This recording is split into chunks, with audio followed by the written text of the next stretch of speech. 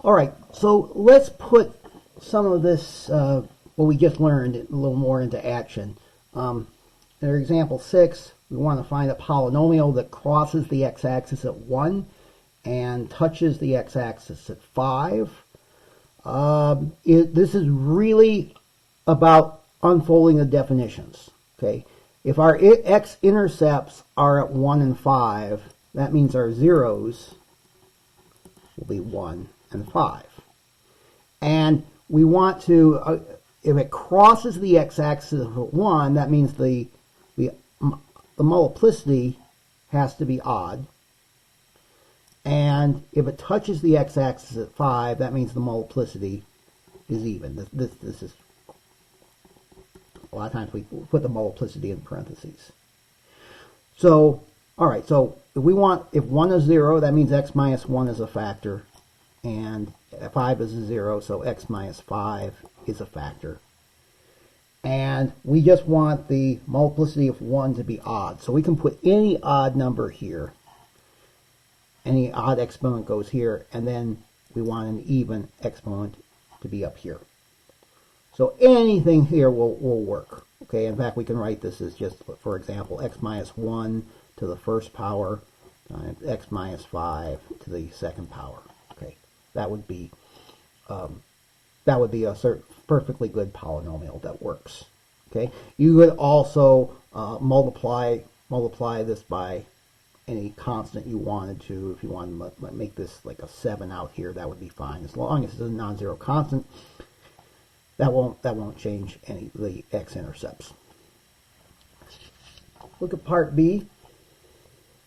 We want to find a polynomial that crosses the x-axis at 6 and -2 and touches the x-axis at 1 and then has the y-intercept at 2.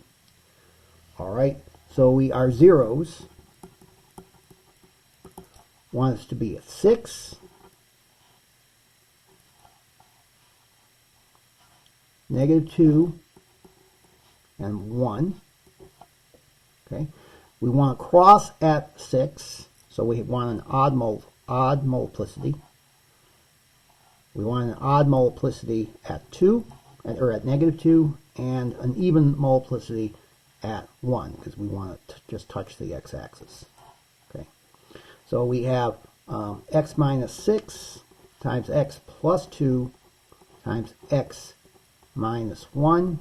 Okay, we want an odd number here, we'll just pick 1. An odd number here, we can pick this as 1.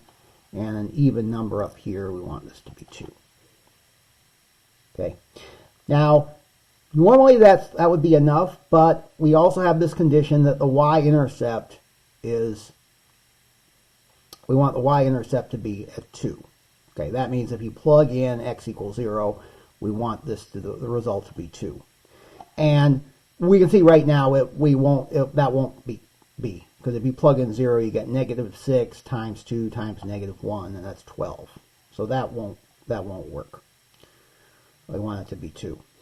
So what we need to do is we want to find some let's call this number a here. And we like to find, well, what value of a will this work? Okay, so if we say this is f of x,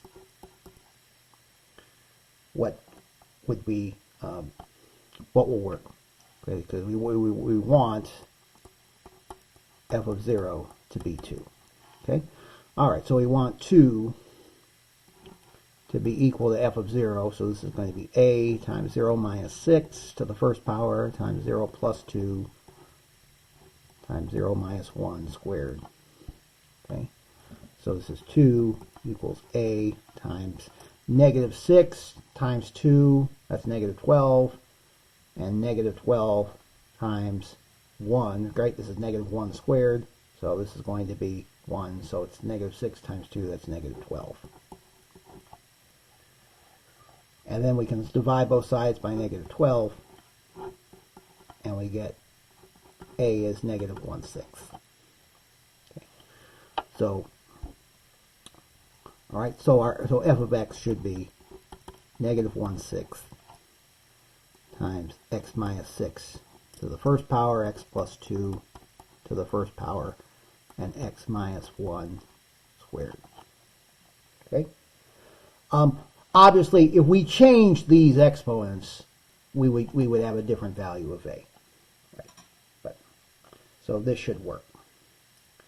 Lastly, for this example, we'd like to sketch the graph of y equals x minus 2 times x plus 1.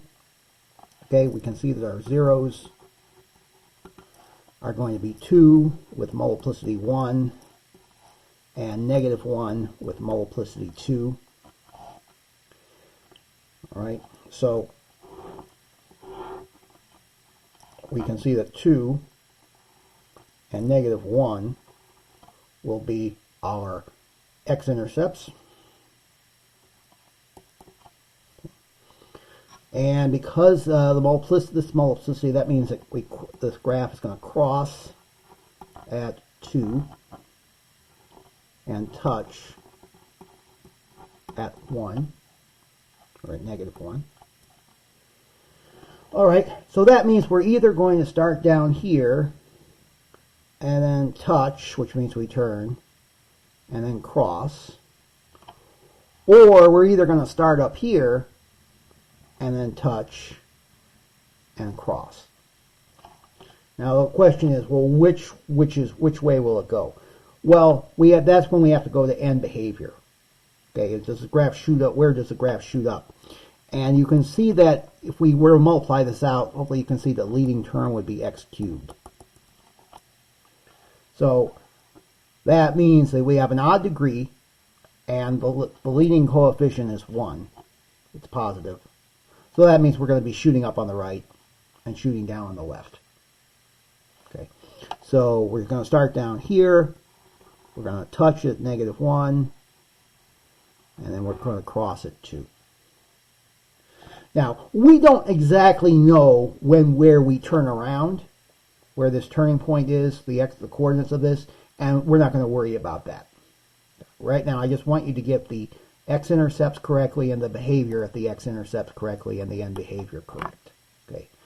There are ways to figure out what this turning point is, and that's related to calculus, which again is beyond this course. Okay.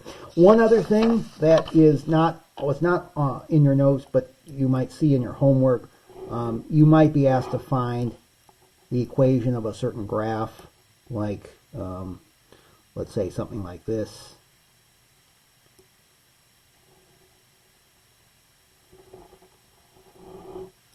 Let's say something like here's negative 2.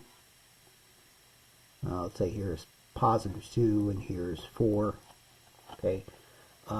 Could you find an equation for this function, for this graph? Well, we can see that the zeros are going to be the x-intercepts are at negative 2, 2, and 4. So we can see right away that x plus 2 is a factor, x minus 2 is a factor, and x minus 4 is a factor. We're touching at negative 2, and negative 2 corresponds to this factor, so we want an even number here. Here we're crossing, so we want an odd number here. And here we're crossing here, so we want an odd number here. So we could have x plus 2, let's say to the 4th power, x minus 2 to the 1st, x minus 4 to some other odd number, say 3. Okay, that would certainly work. Okay. So I just want you to see that there's a one-to-one correspondence between the zeros for the x-intercepts and the factors of a polynomial. And that's how you do this. And the best way to learn this is to get lots of practice.